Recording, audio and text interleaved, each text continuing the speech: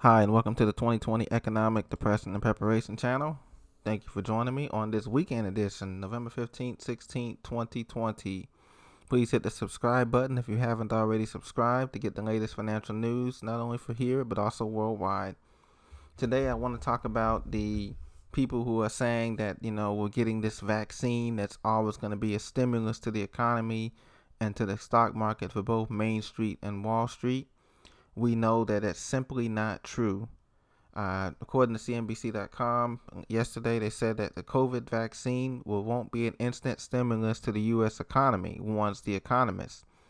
The markets rallied this past weekend, going up 500 points, 1,800 points, before giving back a little bit of those gains after Pfizer and BioNTech said that their vaccine was more than 90% effective in preventing the disease among those without evidence of prior infection. But Carl Tannenbaum, a chief economist at Northern Trust Investments, says that it will not result in an instant stimulus to the U.S. economy. He also went on to say that the U.S. is not likely to get an economic relief package before the presidential inauguration in January, given divisions in Congress. So, on top of this pandemic, no stimulus is coming until February, mid-February to early March at the latest.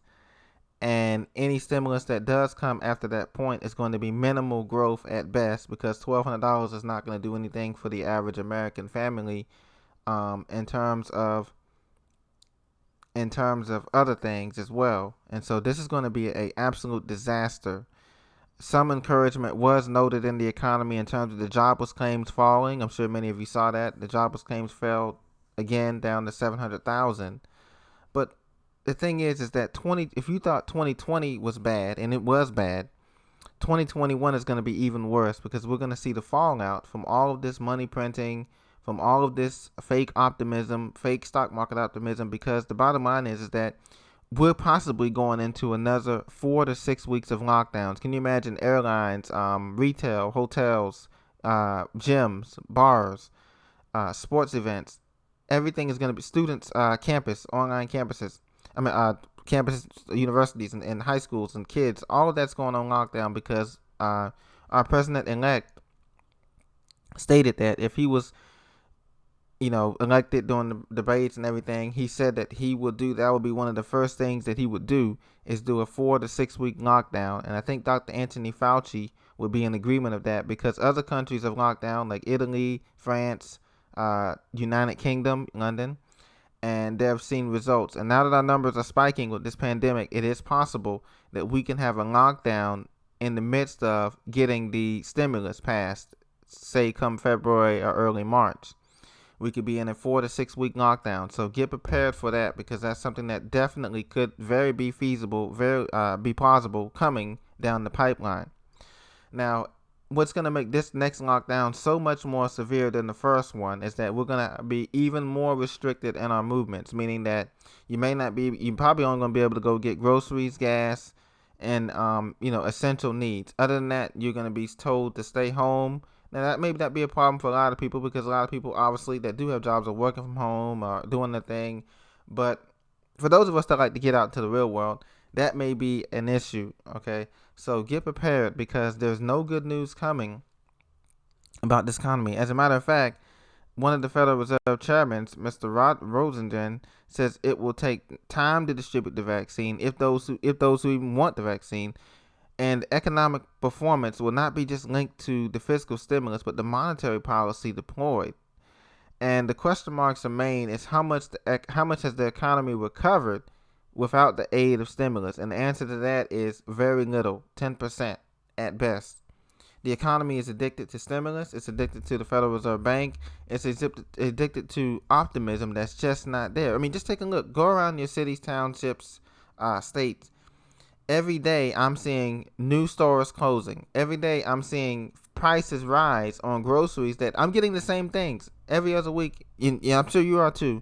Every other week you go to the grocery store, you get basically the same items. But occasionally, have you noticed that prices are going up? $5, $10 to your total bill, $20 to your total bill is added in addition. And this is by no coincidence.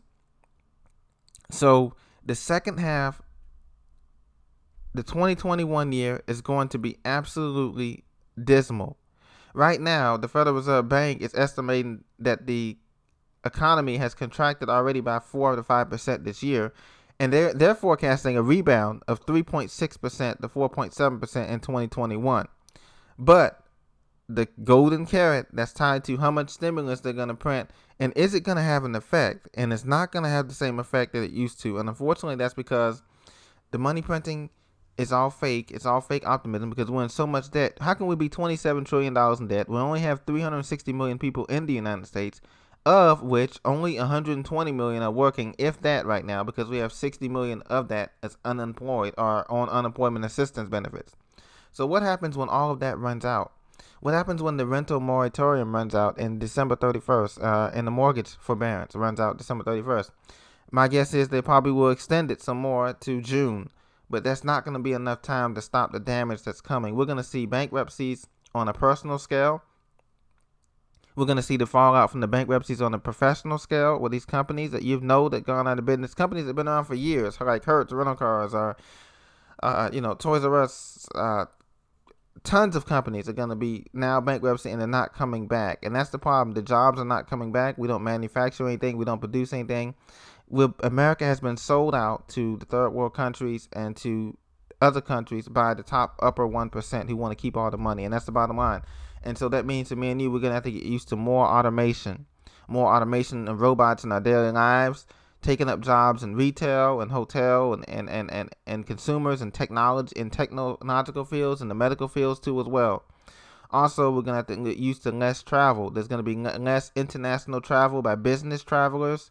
By these companies are saying we could save money. We could just do virtual conferences using Zoom or whatever technology. We don't have to send them overseas to India, China, or wherever, Singapore or France. We don't have to do that anymore. So that's going to hurt everybody's bottom line. So get ready for a consolidation of police forces. Not a defund the police. This is going to be a consolidation of police forces in terms of you're not going to have every city and town having a police force.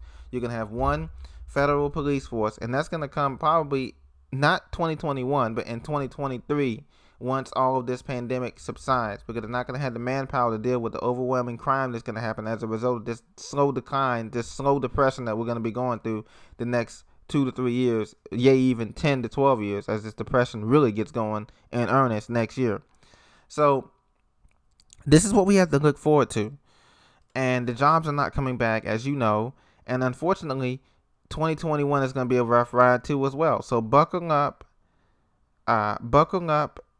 get ready for things to change, because even stores like Walmart said they're holding off on putting more robots in the stores until probably summer of 2021. But that's their plan. Their plan is to get rid of most of the workers, put robots in because they don't have to pay benefits or anything to these robots, and they never get tired. So get ready for that as well. Unemployment may be falling, supposedly, according to the media, but get ready for this automation to take over. Get ready for the rest of the world to take over America's spot as being the number one producer of goods and services, and we just become a cog in the wheel, slowly going down to a depressionary state. And then on top of that, there's one more crisis I want to talk to you about, and that's the student loan crisis. President-elect Joe Biden wants to hope to forgive some of student loans on top of that. Remember, the student loans are up to $3 trillion collectively in debt. And so that's the next bubble to pop, is that bubble right there. And we're going to see that fallout too in 2021, probably toward the end of 2021, in the fall of 2021. We're going to see the fallout from that and the housing crisis. Those are going to be the two big bubbles right there that's going to break the U.S. economy, which is already broken, but it's going to take us into a real economic crisis and depression, because you're going to have all of these students and people who have graduated with all this debt, and they're not going to have the jobs. And so that means they're going to default, and you can't, your credit's going to be ruined. You can't get a house. You can't get all the stuff that you need to do economic mobility in an economy. It's going to be absolutely horrible. So continue to prepare, my friends. Get your stocking up on your self-sustainability is the key. So stock up on your self-sustainable food, your self-sustainable water systems, your Berkey filters, and your regular filters. Stock up on seeds. Continue to buy security. Continue to buy, things that are going to help you in the future, to help you be self-sustainable. Because the more you have to wait in line and depend on the system, can you imagine waiting in line for 10 hours just to get toilet paper or food or peanut butter or whatever the government assistance they're going to try to give you to help you through this depression. Remember, the same thing happened in 1929. Democrats took over in 1929. Remember, Teddy Roosevelt, he passed the New Deal and all of that. They're going to try something like that again, but on this scale, it's never been done before. This is absolutely humongous because we don't have a one bubble. We have everything in a bubble. Everybody needs help. Every industry needs help.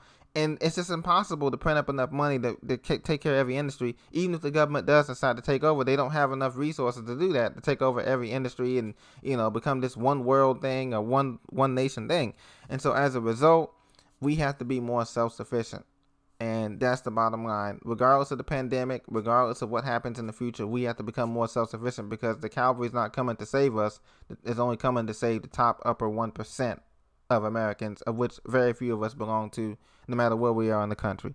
So be safe, be blessed, my friends. I will talk to you very soon. Thank you so much for listening and subscribing. Be blessed.